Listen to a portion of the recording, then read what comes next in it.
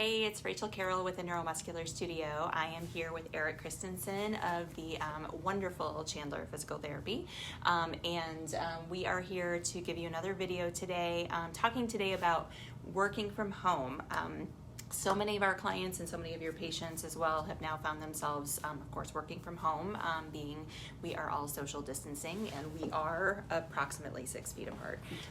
And so what we wanted to do today is to talk a little bit about how you can make the best out of your ergonomics and try to be as healthy as possible as far as your posture and have less pain while you're working with the things that you have at home. Some of you have talked about challenges having more pain because your home office doesn't have the same chair as you have at your professional office, or you don't have a proper home office. What you're doing is using a countertop, or you're using a kitchen table, or you are also using just hanging out on the couch, on your laptop doing some things. So we wanted to give you a couple of tips today, and I asked Eric to come in and kind of lead this because he's the expert in all of these things. So Right. Yeah. So, there's a lot of common errors with sitting posture just in general, even when you're at your professional office, that we tend to correct anyway.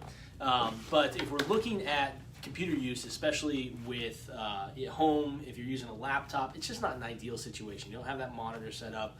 And so when we get to that point, we want to make sure you're doing more and more things to offset maybe that kind of chronic long-term posture that can lead to more chronic type pain. And so my goal today was to kind of introduce just some simple things that you can be doing at home, maybe every 20 minutes, every 30 minutes, maybe every hour, just to kind of break up the monotony of any sort of poor posture we might have due to a desk situation. We can't necessarily change the setup you've got, but we can change how your body reacts to it and how often you're changing your position. Rachel and I kind of have the same kind of concept that your next posture is probably your best posture. This isn't horrible if you're not here all day. This isn't horrible if you're not here all day. It's got to be somewhere in between. We've got to be changing. We're creatures of change. And so that's kind of the goal, is to first set that external cue to remind you to change your posture. Mm-hmm. If you're working on a computer, or you're on a call or something like that, you're not going to remember, even if you say, in 20 minutes I'm going to get up. You probably won't unless you set an external timer. So maybe it's your phone timer, maybe it's an egg timer, whatever it's going to take to kind of remind you, to give you that cue, just to break it up, take 30 seconds to a minute to do a couple of these and get back to it. It doesn't take a lot. And our bodies are meant to move. I tell that to my clients all the time. So whatever locked position, just to echo what Eric is saying, whatever locked position you're in, your body is going to mold to that because you're repetitively doing that day in and day out. But that's not necessarily the best thing, for your body. So, what ideas do you have? Yeah, well, let's get you turned to the computer and we'll get you kind of started there. So, number one, the biggest thing that we might see when maybe somebody's working on their forward head posture or on their computer is forward head posture. And that tends to be kind of where the chin is allowed to kind of jut forward, maybe the shoulders round a little bit, and very commonly when we're looking down at a laptop screen instead of neutral to a desktop screen, that's a major error we see. And to correct that, what we want to do is, number one, we want to remind ourselves to sit up straight. And that's going to come from kind of the mid-back, so kind of sitting tall from here. And then if you think through your chin, and basically what you want to do, it's not glamorous, but it's effective. You want to give yourself a double chin and kind of basically just draw that chin straight back. If you look at the back of the neck, it's going to flatten out. Rather than coming forward, it's going to draw and get long from bottom to top. And with folks like that, I don't think people can overdose on this sort of thing. If I'm going to recommend a 20-minute timer goes off, do 5 of them, hold them for 5 seconds. And then get back to it. It's just to break up that monotony. It's going to stretch out the base of the skull, which can often be a huge headache generator. I think you probably treat that a decent amount in your practice. Yeah, we do. It's going to help loosen up the upper traps as well. Other headache generator, neck pain generators, ones that can limit kind of head turning and that sort of thing as well. Okay. Next one would be kind of the mid-back region. And for that, again, that kind of rounded forward head, slouched posture tends to create what we call a kyphosis, that kind of rounding of the thoracic spine. And that can lead to disadvantaged muscles along the back and really tight muscles on the front. And so we can do several different stretches for that. I'm going to use a foam roll with Rachel, but you can also use just a rolled up towel, a pillow, something like that. And you want to slide this. I'm going to slide this right behind your back here. kind of behind the back. For women, right around the bra strap line. For men, maybe just the base of the shoulder blades. And what you want to do is interlace your fingers behind your neck. And then in that position, you just want to lean back and kind of point the elbows to the ceiling. And basically what you're doing is you're extending back and reversing that kind of rounded thoracic spine. And then you're kind of backing off. And for me, I have folks do it kind of on and off, maybe 10, maybe 20 times. You can play around with how high or how low it goes as well. Now, should my elbows be wide or should they be more towards the middle? I like mine a little more towards the middle. Okay. It's going to be a position of comfort. If you have shoulder issues, more towards the front is going to be more comfortable. If you don't, if you like to kind of open up the elbows wide, it's going to get a little more of that chest involved, but it can also lead to that shoulder kind of pinching, and we don't want that. If you have really cranky shoulders, take like a pillowcase and kind of hold it with your hands to support your neck, and that will take your shoulders completely out of the equation. Yeah, kind of wrapping around. Exactly. And so you still get that neck support, but less aggressive angle on the shoulders. Okay. And then when we're sitting, I'll steal this from you. Okay. When we're sitting, also, if we look at the kind of position, our hips and thighs are allowed to get very, very tight. And that in and of itself, if we're really tight here, it's going to want to pull our body forward. And we don't stand like this. What happens is that we come back vertical to our environment, but it can put a lot of pressure on the low back. And especially, I've seen a ton of folks lately, they're like, oh, my back is just so sore, probably from long-term sitting. We've seen that quite a bit too with the people emailing us asking for appointments, and we just always encourage people, to do foam rolling, on their quads, to stretch out their psoas and stretch out the front of the hips, and I'm sure you have some recommendations there too. Absolutely, yeah. I mean, foam rolling is a great technique. If you got it, definitely do it.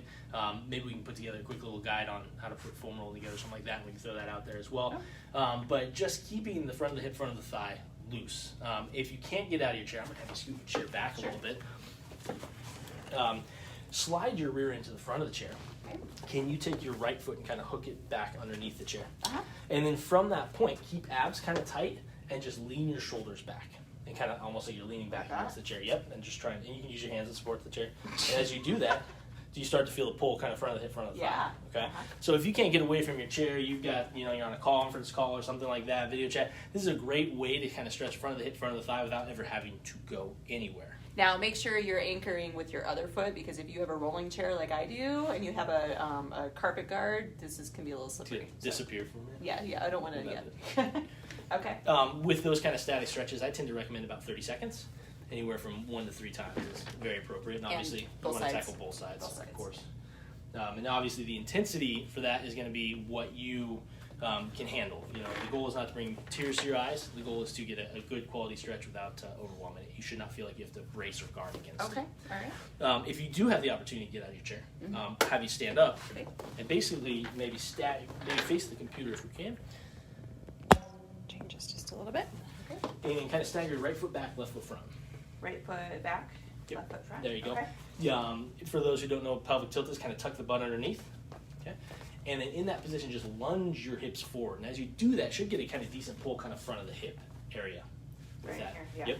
The wider your stance is from front to back, the more aggressive that stretch is going to be. So if you don't feel it initially, take a little wider stance. Now But you're tucking your pelvis first, exactly. right? So your tailbone, you're going to be tucking underneath. Yeah, because the error here is to let the low back arch instead of the hip stretch. So you want to make sure the abs are tight, kind of butt squeezed a little bit, and that'll get that going from there. Okay. All right. And then the other one, that's going to be more for our hip flexors. The other one, we want to make sure we take care of our quads. Right. And I think most folks know kind of that standing quad stretch, reaching down, kind of grabbing through here. Okay. Taking this guy, coming through. I like to bring the knee forward first. I think they can see it. Again, make sure the abs are tight, that tail is tucked, and then we're just going to bring it back till you start to feel a pull. Same rule, 30 seconds, 3 times. And that's going to get more in the front of the thigh and instead of the front of the hip. Okay, cool. Those are my big ones. Okay. Do you have anything you'd like to add? No. I think that's good. The other thing that I would say, monitor height. So that's a big thing also, to make sure that the head is level, right? My laptop is lower than what it should be, so I actually should have this. If I'm working on a laptop, it should be a little bit more of on a platform. Correct? Absolutely. Ideally, if you think of like eyeball height, we want it to be about 10 degrees below that. So we're just slightly looking down. We're not Okay. looking way up. We're not looking way down. Okay, and if they don't have anything at home, they could stack maybe some books right underneath their... Yeah, I mean, obviously we don't want to jeopardize the arms if they're a laptop. That's if true. they have an external monitor, bring it up through there. Or they do have those kind of laptop lifts where it kind of angles it so you can bring the monitor back, and it still keeps the wrist relatively neutral. Okay. If you don't have that, that's where those regular brakes are going to come into effect. Okay.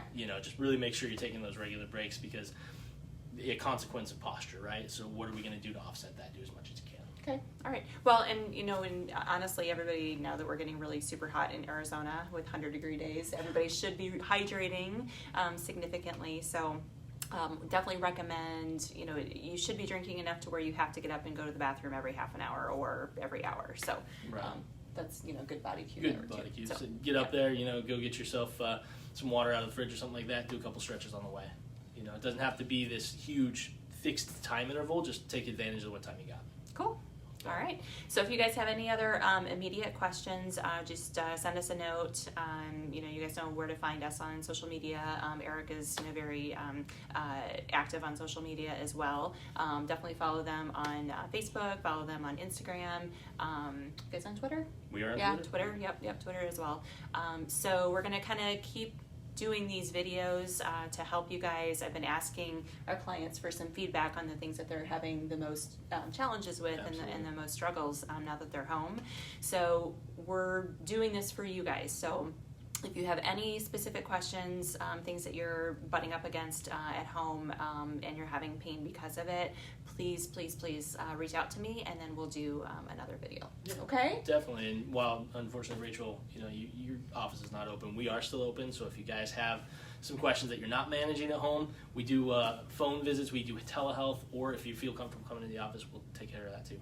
Yeah, Eric and his team. Eric personally has been my physical therapist for almost 7 years. Known you guys, for a long time. Yeah, Absolutely. so they're definitely one of our go-to facilities for PT, and highly recommend them in this time. Always, but also now that we're down. So, okay, thank you very much. Thank you. Awesome You guys have a time safe as time out there. always. All right, stay healthy and be well. Okay.